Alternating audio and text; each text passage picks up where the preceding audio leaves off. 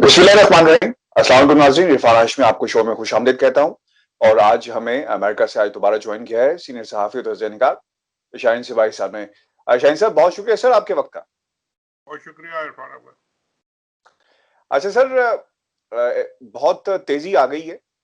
बहुत तेजी से पाकिस्तान डेमोक्रेटिक मूवमेंट का काफिला चल रहा था और कहा जा रहा था कि अब शायद एक तूफान आएगा। खैर तूफान तो नहीं आया और वो तूफान जिसका कहा जा रहा था वो कहीं थम गया है। लेकिन हुकूमत का मास्टर स्ट्रोक जो उन्होंने खेला है सेनेट के इंतखाबात के हवाले से, लेकिन उससे पहले आपने भी एक मास्टर स्ट्रोक खेला है।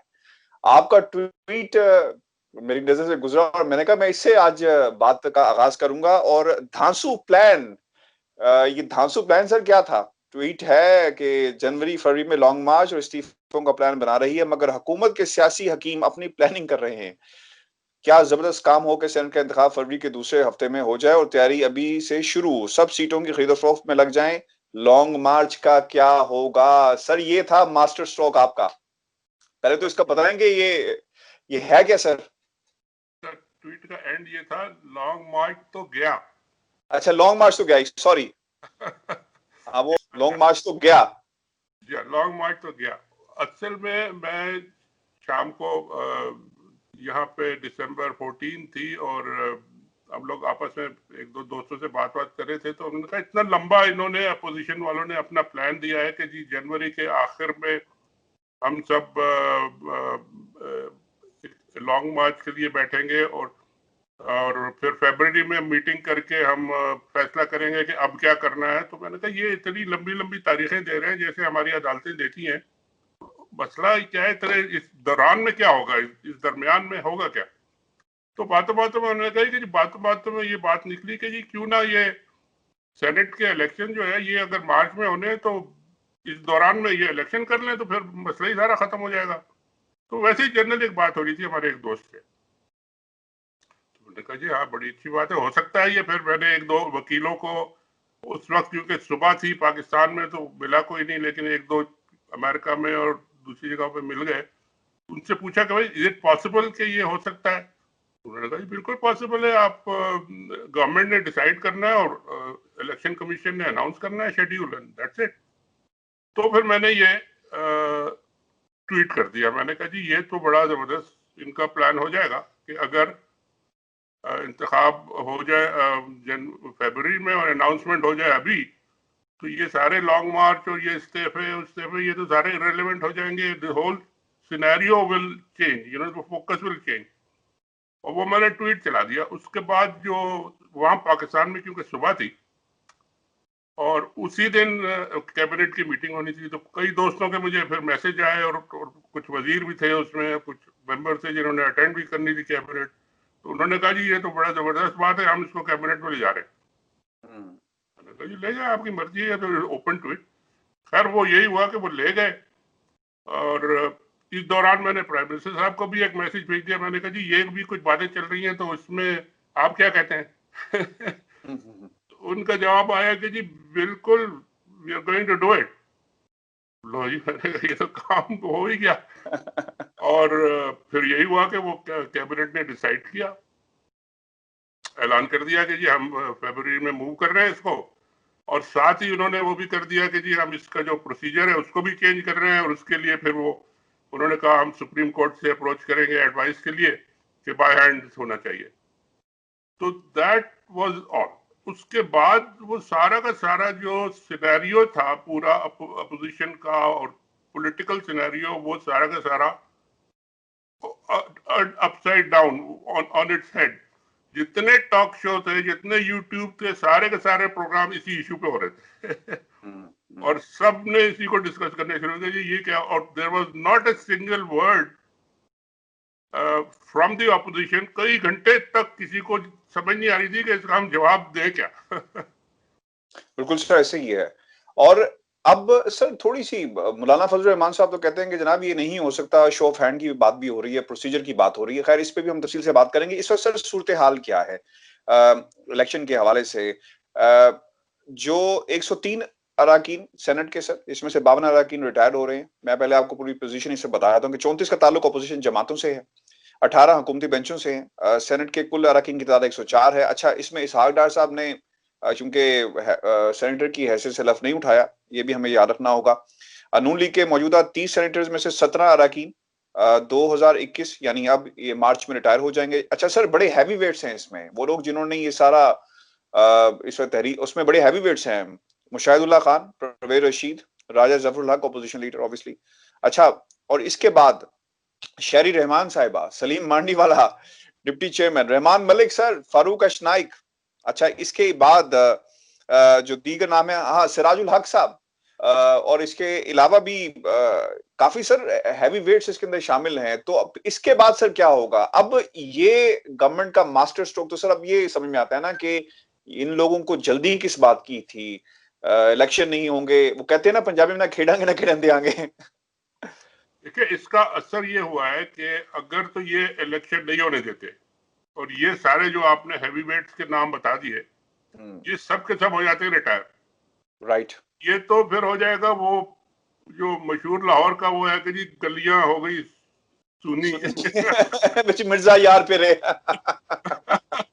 तो हमारे मिर्जा यार साहब के लिए तो छुट्टी हो गई खुली कि जी चले, अब तो कोई है ही नहीं बंदा, कोई क्या करेंगे। और ऑन द अदर साइड, अगर हो जाते हैं इलेक्शन तो फिर इनमें से आधे तो जाहिर है ये सारे तो निकल जाएंगे, कुछ हो सकता है कि वापस भी आ जाए दोबारा इलेक्शन टिकट लेके जीत के, लेकिन फिर ज्यादा तादाद आएगी अपनी गवर्नमेंट वालों की। तो वो भी उनके लिए win win, it's a win win both ways, you know. और अगर वो करते हैं बाय शो ऑफ हैंड्स तो फिर तो बड़ा ट्रांसपेरेंट हो जाएगा, फिर तो ठीक है। और अगर नहीं भी करते, बाय सीक्रेट बैलेट भी करें, तो गवर्नमेंट के लिए कोई इतनी मुश्किल नहीं है, क्योंकि लोगों को तो नजर आ जाता है कि ये किधर जा रहा है, कौन जा रहा है, क्या दे सकता है, कौन क्या नहीं दे सकता। तो वो they vote according to their interest, not their conscious but according to their interest. तो वो भी गवर्नमेंट के लिए कोई बुरी सिचुएशन नहीं है, नथिंग टू वरी। तो ये अब सारा का सारा जो पॉलिटिकल डिस्कोर्स है हमारा, that has moved on to this election, कि कौन जा रहा है उसमें से, कौन रहेगा, कौन वापस आएगा, कौन क्या करेगा। और वो जो था उनका प्लान, लॉन्ग मार्च करेंगे हम 31 जनवरी को और उसके बाद हम रेजिग्नेशन वगैरह, तो वो तो गए ना। रेजिग्नेशन तो अब पॉसिबल ही नहीं। अगर रेजिग्नेशन ये दे दे तो वो तो फिर पूरा गवर्नमेंट के लिए ओपन फील्ड हो जाएगा, वो सब अपने ले आए लोगों को। इलेक्शन तो होगा, इलेक्शन को तो नहीं रोक सकते। So that's a very comfortable situation for the government, and it is a master stroke in a sense. Article 186 के तहत एडवाइजरी जुरिस्प्रूडेंस में ये जा रहे हैं सुप्रीम कोर्ट के पास। देखिए, वो एक अलग चीज है, उसमें थोड़ा सा क्लैरिटी होनी चाहिए। वो सिर्फ जा रहे हैं कि जी प्रोसीजर ऑफ वोटिंग क्या होगा। प्रोसीजर ऑफ वोटिंग क्या हैंड्स होगा या सीक्रेट बैलेट होगा, and the advisory is on that issue. Election करना और कब करना, this is not an issue for the supreme court, या वो उसके लिए वो नहीं जा रहे। तो वो तो प्रोवाइडेड है कि जो आप government will announce the dates कि जी इन डेट्स पे करना है। इलेक्शन कमीशन से कहेंगे आप शेड्यूल अनाउंस करें और काम शुरू हो जाएगा फिर। तो इलेक्शन तो अपनी जगह हो जाएगा, चाहे वो बाय हैंड हो या बाय सीक्रेट बैलेट हो। और अगर उन्होंने कुछ जरूरी हुआ तो फिर और उसका प्रोसीजर करेंगे, लेकिन ये कि इतना जरूरी भी नहीं है। Supreme court will give an advice, और ठीक है जो भी एडवाइस है उनकी। ऑपोजिशन का सर ये कहना फिर बिल्कुल बेमानी हो जाता है कि हुकूमत किसी किस्म की कोई चाल चल रही है, क्योंकि इमरान खान साहब ने तो माजी में जो उनकी स्ट्रगल है वो सारी ये शफाफ इलेक्शन के हवाले से है। 20 अरकान का मामला आपको याद होगा जिसपे उन्होंने कहा, और ये आज की बात नहीं है, माजी से चली आ रही है। और अगर अब हुकूमत इस किस्म का कोई इक़दाम कहती है, करती है, तो इसे ऑपोजिशन की तरफ से किसी चाल का नाम देना, आपको लगता है कि कोई चाल है कि वाकई गवर्नमेंट और सिटिंग गवर्नमेंट की तरफ से ऐसे इकदाम उठाना? सर ये भी पहली दफा हो रहा है। देखिए, गवर्नमेंट अपोजिशन तो जिसे कहते हैं ना, you are caught on the wrong foot. अब वो आ गए हैं अजीब और गरीब सिचुएशन में। पहले तो वो कहते थे ट्रांसपेरेंसी होनी चाहिए और ये नहीं होना चाहिए, खरीद फरोख्त नहीं होनी चाहिए, हॉर्स ट्रेडिंग नहीं होनी चाहिए, और होती थी। जैसा आपने रेफर किया कि 20 MPs को खड़े खड़े इमरान खान साहब ने फारिग कर दिया कि जी आपने गड़बड़ की इलेक्शन में। तो अब गवर्नमेंट कह रही है कि जी ये ट्रांसपेरेंटली हम करते हैं। अब वो किस मुंह से कहे कि जी नहीं करते। अभी मैं एक प्रोग्राम सुन रहा था जिसमें एक अपोजिशन के बड़े इंपॉर्टेंट तो नहीं लेकिन खैर नवाज शरीफ साहब के बहुत करीब थे, किरमानी साहब, वो बैठे थे। उनसे बार बार पूछा गया कि जी आप बताएं कि आप क्या कहते हैं इस पे, आप बाय हैंड होना चाहिए या बाय सीक्रेट बैलेट होना चाहिए। तो वो ही वाज टोटली लॉस, उसको कोई जवाब समझ। उन्होंने कहा जी जो MRD फैसला, PDM जो फैसला करेगी। उन्होंने कहा PDM तो जो करेगी करेगी, वहां तो दो पार्टियां हैं, आपकी और पीपल्स पार्टी, आपने फैसला करना है। तो आप बताएं आपका पर्सनल। उन्होंने कहा जी मेरा पर्सनल कुछ नहीं है जी, मैं तो वो मतलब he had no answer, basically he had no answer. तो वो इन सब का ये हाल है। और ये जो आपने नाम लिए इतने बड़े बड़े हैवी वेट्स जो बहुत शोर मचाते हैं, बड़ा हल्ला गुल्ला करते हैं, जब ये सारे निकल जाएंगे वहां से, इनकी जगह दूसरों को भी तो लाना है ना। अगर इलेक्शन नहीं लड़ेंगे तो फिर लोग कैसे आएंगे और कौन लोग आएंगे। तो ये एक मतलब है कि इस अगला महीना जो है हमारा, ये पूरा का पूरा इस इलेक्शन में और इसकी सारी पॉलिटिक्स और इन आउट और कोर्ट और प्रोसीजर और ट्रांसपेरेंसी इसमें गुजरेगा। वो जो जलसे से पहले का जो सारा एक मोमेंटम था, वो सारा का सारा कहीं बह गया, किसी तूफान की नजर हो गया या भूचाल की नजर हो गया है, क्या हुआ। सर आज अगर आपने वज़ीर-ए-आज़म पाकिस्तान इमरान खान की गुफ्तगू सुनी हो तो उसमें भी उन्होंने कहा कि ऑपोजिशन चाहती है कि उनसे बात की जाए और ये भी तैयार है बात करने के लिए, लेकिन करप्शन के केसेस के अलावा जो है वो हर चीज पे बात हो सकती है। आपको लगता है कि कोई डेडलॉक है या ये डेडलॉक खत्म होगा? क्योंकि अब ऐसा लग रहा है कि ऑपोजिशन के पास ऑप्शन सर खत्म हो गए हैं। इनका लॉन्ग मार्च भी धरे का धरा अब रह जाएगा, इस्तीफों का मामला भी धरे का धरा रह जाएगा, क्योंकि आज आपने अगर सुना हो जो बयान बिलावल भुट्टो की तरफ से आया है कि हम हुकूमत, सिंध हुकूमत को भी कुर्बान करने के लिए तैयार हैं, इस हुकूमत को घर भेजने के लिए। आपको लगता है कि सिर्फ ये बयानबाजी है? क्योंकि सर अब ऐसा होता हुआ हमें नजर नहीं आ रहा, नुकसान होगा इन जमातों का। देखिए NRO जहां तक है ना, NRO एक जिसे कहते हैं वो चिड़ बन गया है दोनों साइड्स का। एक लफ्ज, एक ऐसा वो जुमला कह लें या वो जो एक दूसरे को चिढ़ाने के लिए है वो। हालांकि NRO का मतलब क्या है? NRO का मतलब तो बहुत लंबा चौड़ा होता है कि कंसिलिएशन, रिकंसिलिएशन, ऑर्डिनेंस, और वो ऑर्डिनेंस कौन इशू करे, वो जब हुआ था। इनको गवर्नमेंट को भी बात करनी चाहिए कि जी सिर्फ NRO की बात ना करें, उनसे कहें कि जी ठीक है आप ऐसा करें अपोजिशन साहब कि आप कहते हैं कि जी हम NRO को छोड़े, हम नहीं बात करते, आप भी ना करें। आप हमें 5, 6, 10 पॉइंट लिख के देने के कौन सी इश्यूज हैं जिस पे आप हमसे बात करना चाहते हैं।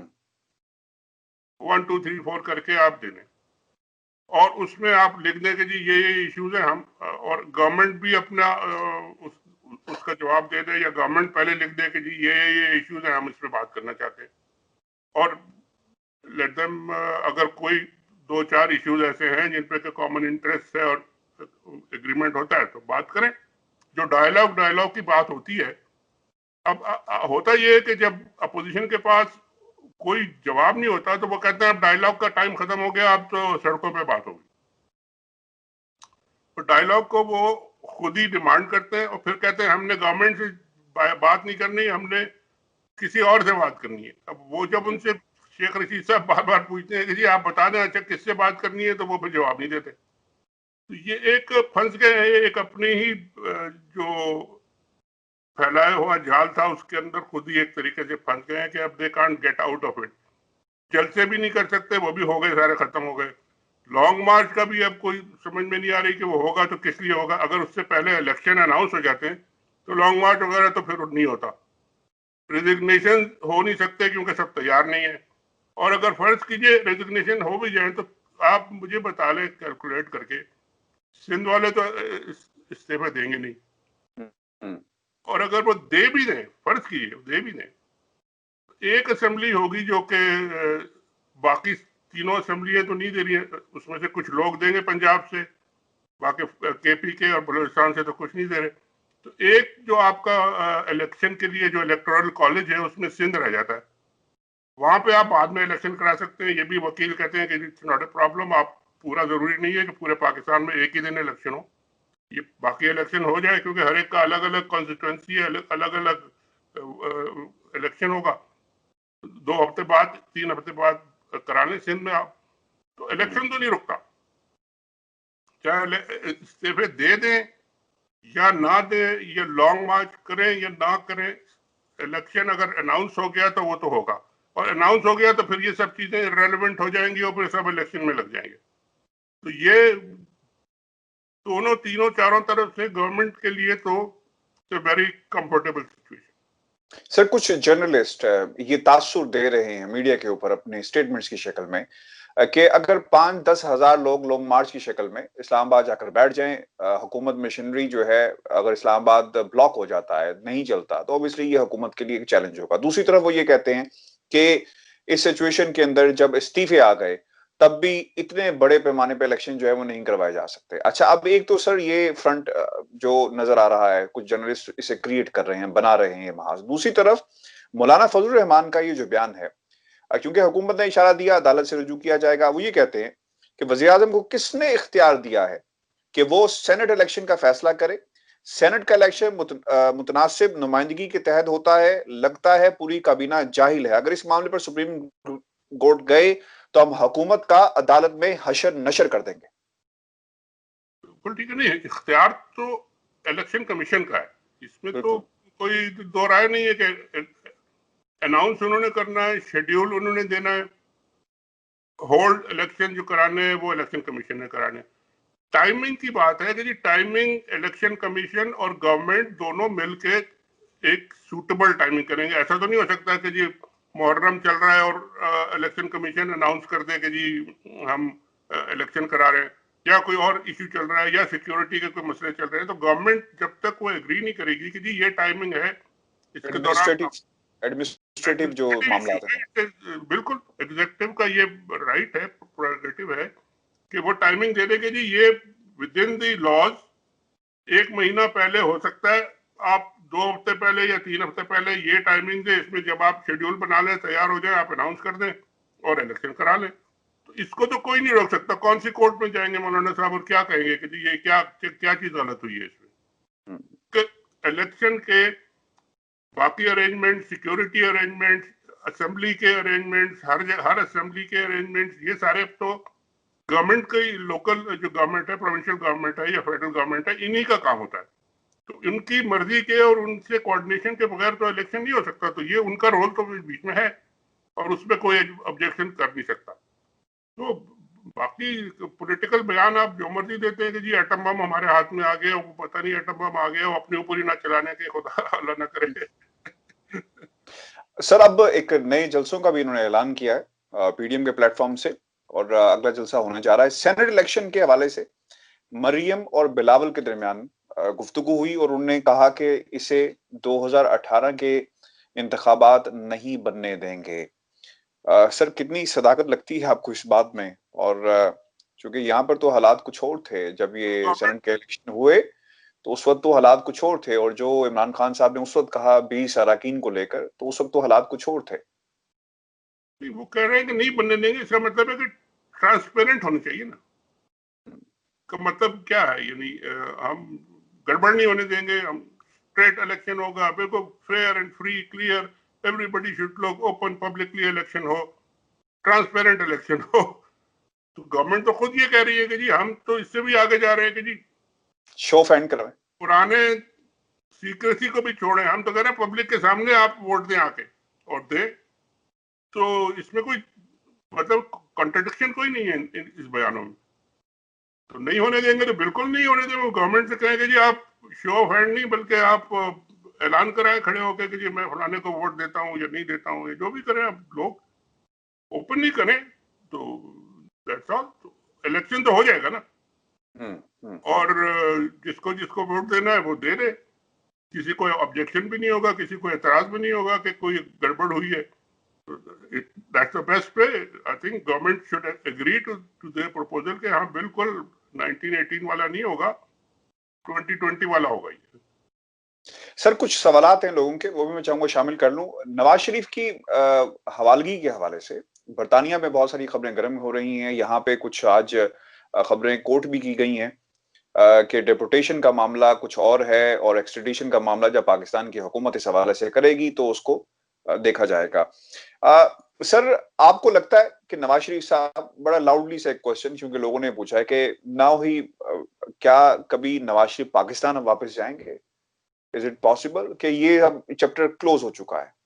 मुझे नहीं लगता कि पाकिस्तान गवर्नमेंट उनको बुला सकेगी या ला सकेगी, और ये भी नहीं लगता कि वो आना चाहेंगे। वो तो कई दफा कह चुके हैं कि जी मेरी इनिंग्स खत्म हो गई है, अब दूसरे बच्चों की इनिंग्स है और उनको खेलने दें, और उनको तो ये कोई तरीका मुझे नहीं लगता कि गवर्नमेंट भी सीरियस है। लेटर वेटर लिख देंगे उनको भेज दें, इतने यानी वो ब्रिटिश गवर्नमेंट भी इतनी वो नहीं है, क्या कहना चाहिए उसको, कम अकल नहीं है या इतनी मासूम नहीं है कि वो उनको उठा के तो उनके लेटर के क्या ऊपर भेज दें। तो वो ये सब पॉलिटिक्स की बातें ठीक है, होता रहेगा। अभी एक जो थोड़ा सा इश्यू खड़ा हो गया था कि जी कुछ 40 लोग जहाज में आ रहे थे और उसमें नवाज शरीफ का नाम पता नहीं कहाँ से आ गया। किसी ने कहा था कि उसमें नवाज शरीफ शामिल है या नहीं है, या क्या हुआ था, आई डोंट नो।